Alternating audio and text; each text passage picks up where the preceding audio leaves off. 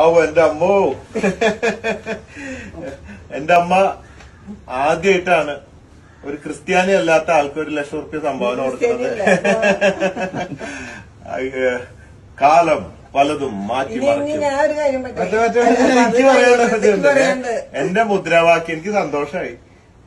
Conquer the world with love, സ്നേഹം കൊണ്ട് ലോകം കീഴടക്കാന്നുള്ള, ജാതി മതങ്ങൾക്കൊക്കെ അതീതമായി ചിന്തിക്കുക എന്നുള്ളത് വലിയൊരു കാര്യമാണ്.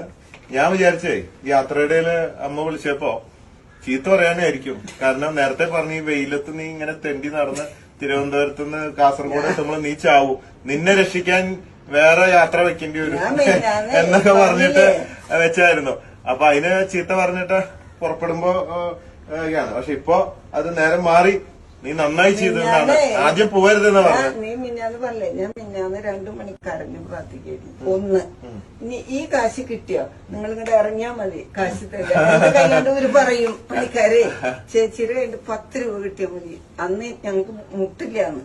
അപ്പൊ ഇത് കിട്ടി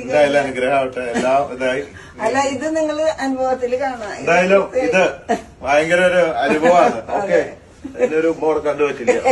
யார் பெற்ற மகனோ நீ, யார் பெற்ற மகனோ இந்த ஊர்